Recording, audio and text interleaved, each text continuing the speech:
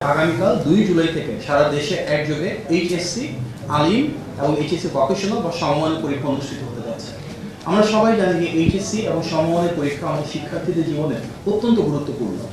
যেহেতু জনগণের ভোটে একটা নির্বাচিত সরকার, আমরা আমাদের দিক থেকে সর্বোচ্চ শুভকামনা এবং আন্তরিকতা জানাতে চাই আমাদের শিক্ষার্থীদের জন্য। পুলিশ, প্রশাসন এবং এই পরীক্ষার সাথে সম্পৃক্ত যারা রয়েছেন তাদের প্রত্যেকের প্রতি আমাদের সরকারের কাছ থেকে নির্দেশনা থাকবে যেন সুন্দর, স্বতঃস্ফূর্ত এবং আন্তরিকতাপূর্ণ একটা পরিবেশ নিশ্চিত করা হয়।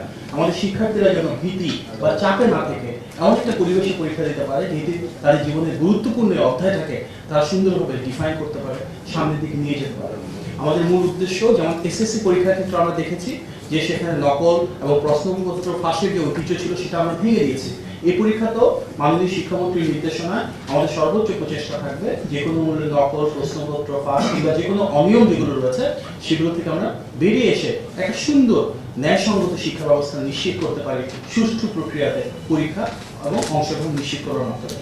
মোজো বিরাট কারবার। মোজো 1 লিটার ও 2 লিটার কিনে তুমিও জিতে নিতে পারো ফ্যামিলি কার, স্পোর্টস বাইক, টিভি, আইফোন ছাড়াও থাকছে লক্ষ লক্ষ নিশ্চিত গিফট। আমাদের সকল ছাত্রছাত্রীর প্রতি শুভকামনা রইল। যথারীতি বিএনপি প্রায় প্রতিটি সরকারের সাথে তাল মিলিয়ে এবারও কিন্তু ছাত্রের সংখ্যা 6,21,000 আর অংশগ্রহণকারী ছাত্রীর সংখ্যা 6,48,000-এরও বেশি।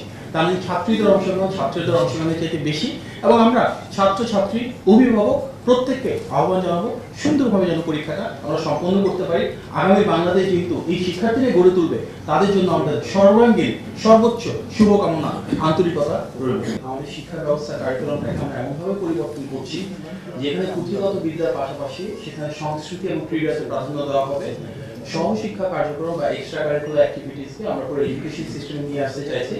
মাননীয় প্রধানমন্ত্রী বিষয় রয়েছে যে টেকনিক্যাল এবং ভোকেশনাল এডুকেশনকে আমাদের শিক্ষা ব্যবস্থা ম্যান্ডেটরি করা। ক্লাস 6 থেকে সেটা আমরা করছি, প্রাথমিকভাবে থিওরিটিক্যাল এবং তার পরবর্তীতে প্র্যাকটিক্যালি সেটা অ্যাড করা হবে। একই সাথে তৃতীয় ভাষা আগামী শিক্ষাবর্ষে হবে না, তার পরবর্তী বছরগুলোতে আমরা ধারাবাহিকভাবে শুরু করতে যাচ্ছি। সুতরাং ওভারঅল এডুকেশন সিস্টেমটাকে আমরা 360 ডিগ্রি একটা প্ল্যাটফর্ম হিসেবে দেখি যেখানে আমাদের শিক্ষার্থীদের মেধা, মননশীলতা এবং সৃজনশীলতা বিকাশের জন্য যার যেই সাবজেক্টে পড়তে ভালো লাগে সেখানে যেন রাষ্ট্র তাকে বিকশিত হওয়ার সেই সুযোগটুকু তৈরি করে দেয়। মাননীয় প্রধানমন্ত্রী আরো বিশ্বাস করেন একজন শিক্ষকের দায়িত্ব শিক্ষার্থীর সাথে বন্ধুসুলভ আচরণের মাধ্যমে সেভাবে গড়ে তোলা যেখানে তার ভবিষ্যৎ বাংলাদেশের জন্য সুনাগরিক হিসেবে গড়ে ওঠে। নৈতিক শিক্ষা থাকবে, পারিবারিক শিক্ষা থাকবে, সামাজিক মূল্যবোধ থাকবে এবং একই সাথে ভবিষ্যতে কর্মদক্ষ হয়ে ওঠার জন্য যে যোগ্যতা প্রয়োজন সেটি কর্মসংস্থানের ক্ষেত্রে হতে পারে, উদ্যোক্তা হিসেবে গড়ে ওঠার ক্ষেত্রে হতে পারে, দেশে বা বিদেশে চাকরি প্রাপ্তির জন্য হতে পারে। এই সবকিছু কিন্তু ধারাবাহিকভাবে আমরা আমাদের শিক্ষা কার্যক্রমে শুরু করব। এটা একটা চলমান প্রক্রিয়া। স্বাভাবিকভাবে সরকার গঠনের পর আমাদের মাত্র 4.5 মাস হয়েছে। এর মধ্যে দৃশ্যমান বড় ধরনের কারিকুলাম পরিবর্তন সম্ভব না। আগামী শিক্ষাবর্ষে বই ছাপানোর জন্য আমাদের হাতে সময় খুব সীমিত। তবে তার পরবর্তী শিক্ষাবর্ষে ইনশাআল্লাহ মাননীয় প্রধানমন্ত্রীর নির্দেশনায় ওনার যে রূপকল্প রয়েছে, যে সুচিন্তিত এবং সুবিস্তৃত ভিশন রয়েছে, এগুলো সবগুলো আমরা ইনশাআল্লাহ সন্নিবেশ করবো। আপনাদের সবাইকে ধন্যবাদ। আসসালামু আলাইকুম।